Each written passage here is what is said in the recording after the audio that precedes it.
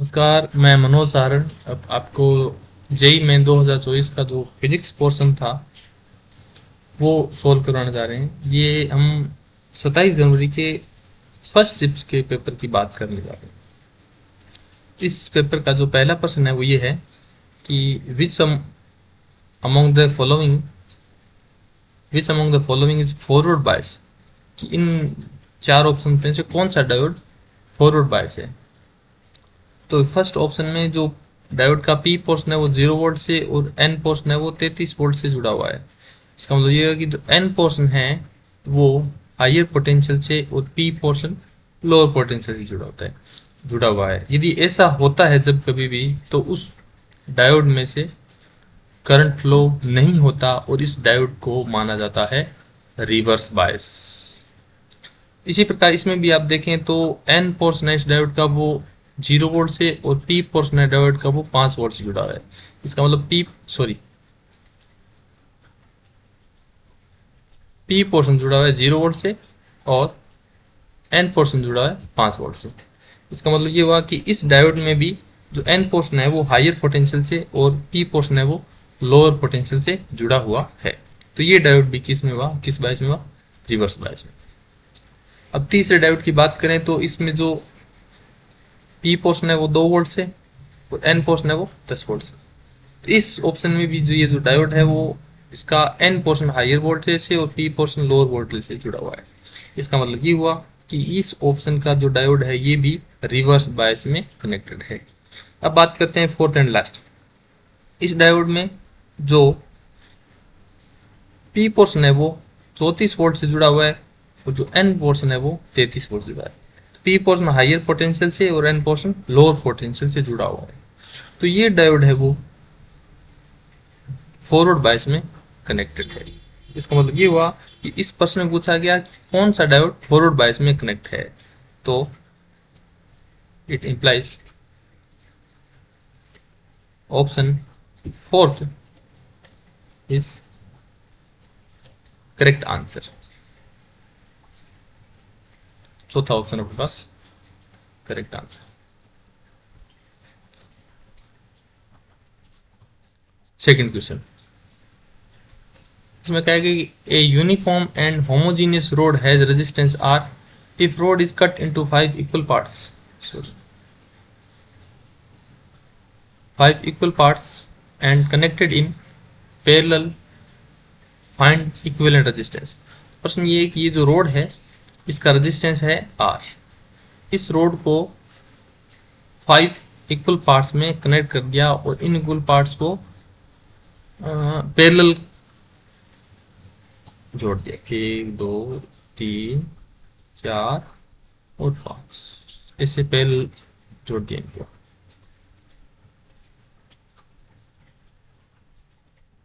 तो हमें पता है कि जो रेजिस्टेंस है वो लेंथ के डायरेक्टली प्रोपोर्शनल होता है। अब इस लेंथ को जब 5 पार्ट में कन्वर्ट किया है तो each portion has resistance R by 5, R by 5, R by 5, R by 5 and this R by 5। और इसका हमें इक्विवेलेंट रेजिस्टेंस पूछा है। तो आर इक्विवेलेंट, ये हम इक्विवेलेंट रेजिस्टेंस का फॉर्मूला लगा रहे हैं पैरेलल कॉम्बिनेशंस के लिए। तो 1/R1 is R/5 plus and so on. कितनी बार आई, 5 टाइम्स। This is 20/R। तो हमारे पास यहाँ पर R इक्विवेलेंट आ जाएगा R/25। तो इक्विवेलेंट रेजिस्टेंस पहले R था इस रोड का, 5 भागों में तोड़कर पैरेलल कनेक्ट कर दिया, तो इसका इक्विवेलेंट रेजिस्टेंस हो जाएगा R/25। नेक्स्ट क्वेश्चन ये अपने पास, acceleration due to earth on surface is g0 if mass of earth remains same but radius is halved, then find the acceleration on the surface of new system। ये अपने पास एक planet है अर्थ, इसकी radius है r and इस मास है m। gravity on surface is g0। प्रश्न ये कह रहा है कि इसके मास को अनचेंज रखें और रेडियस को हाफ कर दिया जाए तो सरफेस पर न्यू एक्सीलरेशन क्या हो जाएगा। हमें पता है कि जी का जो सरफेस का जो ग्रेविटी का सरफेस सॉरी ग्रेविटेशन एक्सीलरेशन का जो फॉर्मूला है वो है G M by R square. Now जी0 हियर जी0, तो आर को क्या कर देंगे अपने R by two, M unchanged, और जी हमें पता ही है कि यूनिवर्सल ग्रेविटेशन कांस्टेंट है, तो ये तो अनचेंज ही रहेगा ऑल्सो। जब आर को आर बाई टू कर दिया जाएगा जी जीरो टेंस टू जी0 मल्टीप्लाइडेड बाई 4। चौथा option, it implies option 4 is correct answer.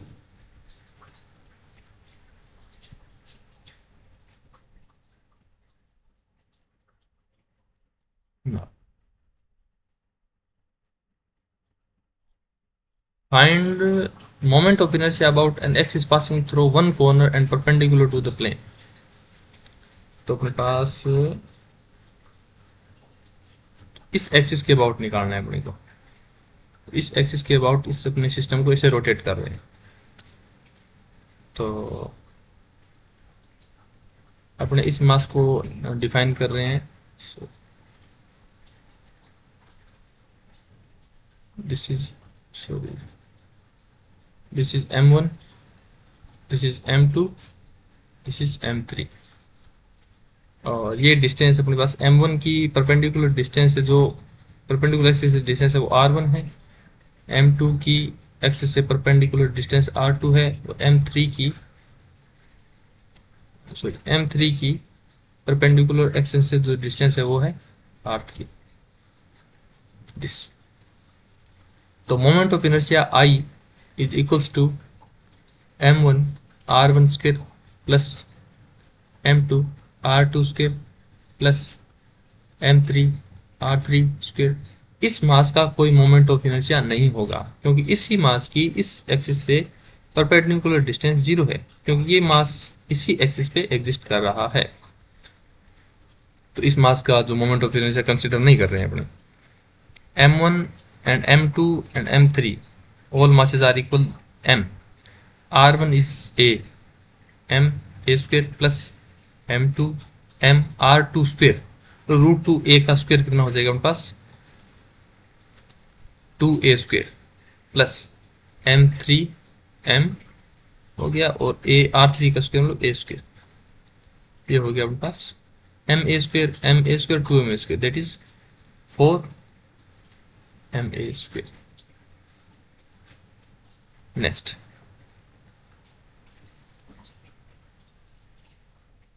two particles having masses 4 gram and 25 gram have same kinetic energy. Find their ratio of their momentum.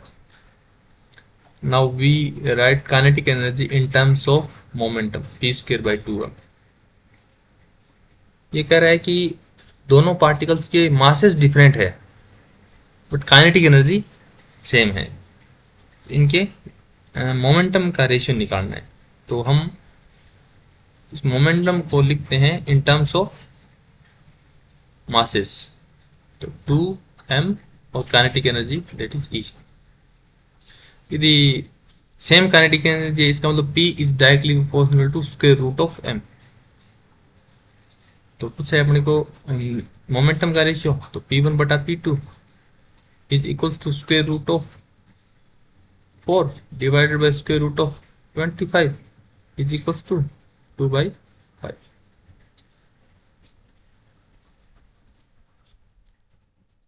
तो ये अपने पास option 2/5 first option, option first is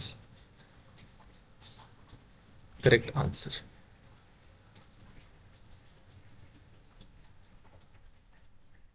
now next, an object of mass 1000 kilogram is moving with 6 meter per second. Find speed of object if its mass 20 kilogram is added. Yes. Now we apply here linear momentum conservation. P1 is linear momentum before added mass 200 kilogram, and P2 is linear momentum after the addition of 200 kilogram mass. तो हमारे पास यहाँ पर M1V1, P क्या है, M1V1, M1V1 is equals to M2V2। देखिए संवेग संरक्षण का नियम लगाया अपने से। M1 क्या है, 200 किलोग्राम वजन को जोड़ने से पहले इस ऑब्जेक्ट का मास है अपने पास 1000 किलोग्राम। M1 हो गया एक द्वारा। V1 पहले 6 मीटर पर सेकंड के वेग से चल रहा था मास, और उसके बाद M2 कितना हो गया, 200 किलोग्राम जोड़ने के बाद हो गया 1200 किलोग्राम मल्टीप्लाई V2। तो ये आ गया V2 इज इक्वल्स टू 6 को ये 12 कट गया, 2 बार 200, ये आ गया 5 मीटर पर सेकंड। इसका मतलब वेट को ऐड करने से इसकी वेलोसिटी डिक्रीज हो गई। Second option is correct answer. Next, two very long wire having current as on, find the magnetic field at point P. तो ये अपने पास दो वायर है, दोनों के बीच का डिस्टेंस 5 सेंटीमीटर है, और दोनों के एकदम मिड में एक पॉइंट पी है। इस पॉइंट पर अपने को मैग्नेटिक फील्ड निकालना है। और ये ध्यान देवें कि इस वायर में जो करंट आई है वो अपवर्ड डायरेक्शन में, और इसमें डाउनवर्ड डायरेक्शन में इक्वल करंट आई फ्लो हो रही है बोलते हैं। जो अपने पास आंसर है वो आएगा माइक्रो टेस्ला में। तो हमें जानते हैं कि इनफाइनाइट लेंथ का जो लॉन्ग वायर का है ना, इसमें ये लॉन्ग वायर, तो हम इसकी लेंथ को इनफाइनाइट कंसिडर कर रहे हैं।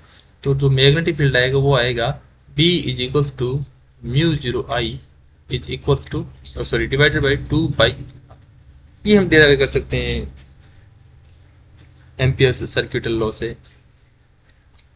तो इसके कारण जो मैग्नेटिक फील्ड बनेगा इस पॉइंट पर इनवर्ड डायरेक्शन में, और इसके कारण जो मैग्नेटिक फील्ड बनेगा वो भी बनेगा इनवर्ड डायरेक्शन। दोनों के डायरेक्शन सेम है,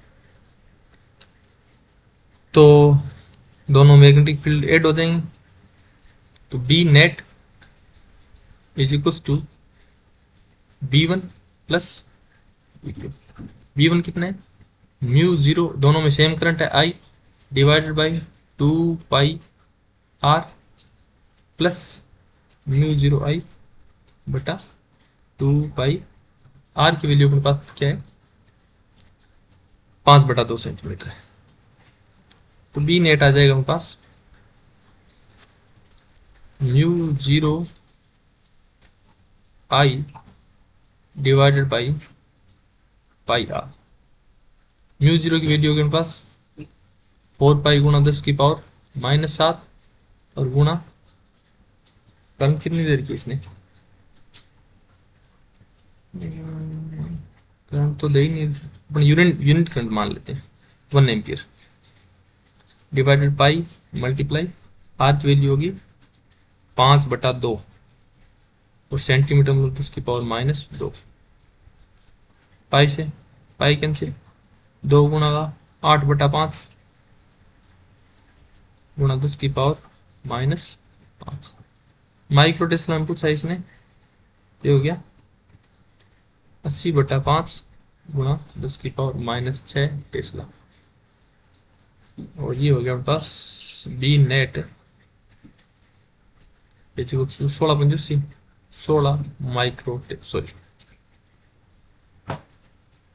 16 micro Tesla.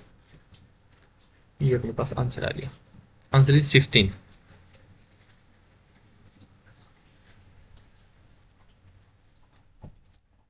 Next, if an electron revolving in third Bohr's orbit of hydrogen species has radius r, then what will its radius in fourth orbit in terms of r? हम पता है कि जो radius है r n is directly proportional to n square।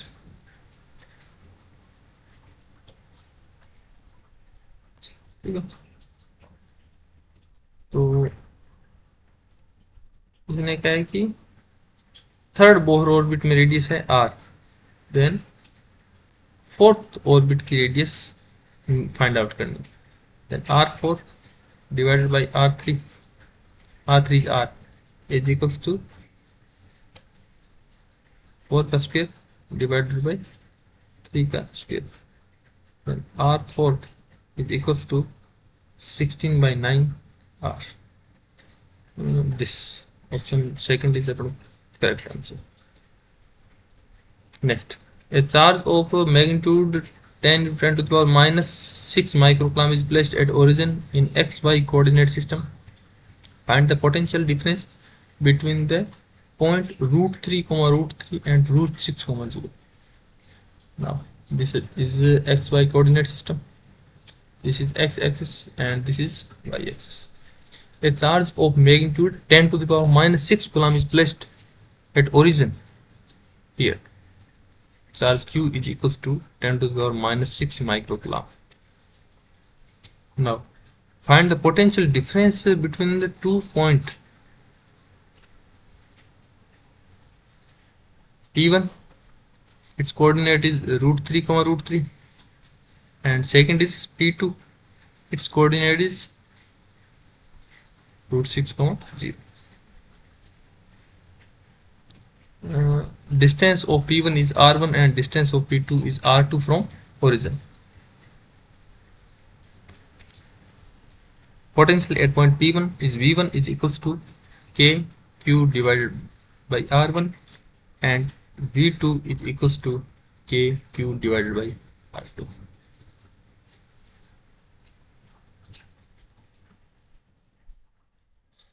Now difference of V1 and V2.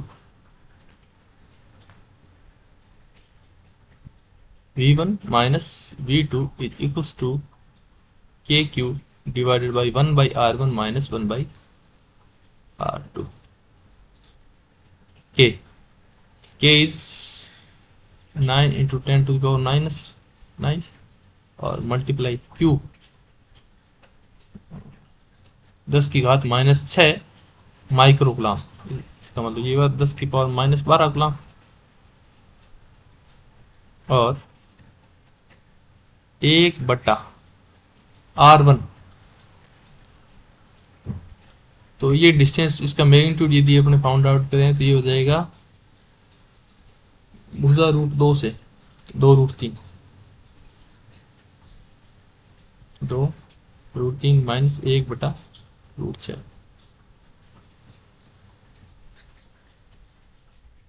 V1 minus V2 is equals to 9 गुणा 10 की घात minus 3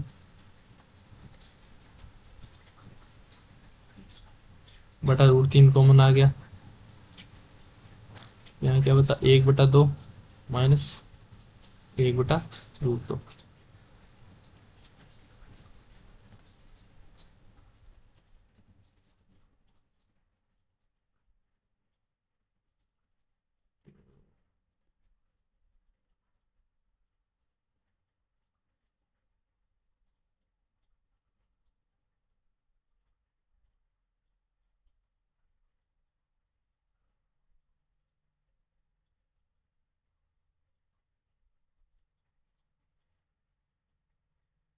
So if we calculate R1 and R2,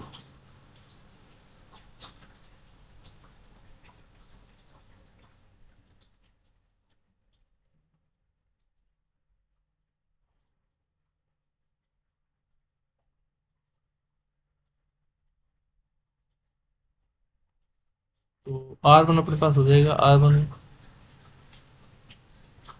is equals to 3 का root 3 का square plus root 3 का square, ये हो गया plus root 6. तो R1 और R2 दोनों का मैग्नीट्यूड सेम है, हम इस स्टेप की बजाय लिखने के बजाय ये डायरेक्ट लिख सकते हैं कि R1 और R2 दोनों का मैग्नीट्यूड सेम है, तो 1/R1 माइनस 1/R2 0 हो जाएगा, then V1 minus V2 is equals to 0. इसका मतलब ये हुआ कि इस चार्ज Q के कारण P1 और P2 पॉइंट दोनों पर क्या है, पोटेंशियल डिफरेंस सेम है. Next, Magnetic field having magnitude 4 Tesla makes an angle 60 degree with perpendicular to, yes, this is perpendicular area vector, and magnetic field makes, this is B vector and this is area vector. Angle दोनों में है 60 degree का. Loop has been removed from magnetic field region within 10 seconds. Find average induced EMF in 10 seconds. The average induced EMF is equals to d phi by dt, rate of change of magnetic flux. d phi is equals to phi 2 minus phi 1, phi to 0, because of loop has been removed from the magnetic field, and phi 2 is b dot phi 1 is b dot a, b vector dot a vector is equals to minus b a cos 60 degree is equals to b is 4 Tesla, negative of 4 tesla multiply A कितना है, side कितनी है इसकी, sorry ये rectangle है तो इसकी area हो गया लेंथ मल्टीप्लाई विड्थ, ये हो गया 2 गुना 2.5 एल गुना बी, कोस 60 साइन 30 1/2, 1/2 से ये 2 कैंसिल हो गया, तो डी फाई की वैल्यू आ गई मेरे पास माइनस की 2.5 गुना 4, ये हो गया मेरे पास 10, और डी टी कितने टाइम में रिमूव किया जा रहा है इस लूप को, 10 सेकेंड में. E is equals to minus का डी फाई की वैल्यू आ गया मेरे पास minus divided by 10 is equals to 1 volt. 10 second में एवरेज इंड्यूस्ड ईएमएफ कितना आ गया, 1 वोल्ट आ गया.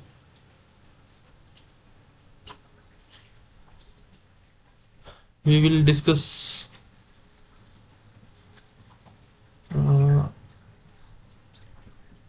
next problems in next lectures.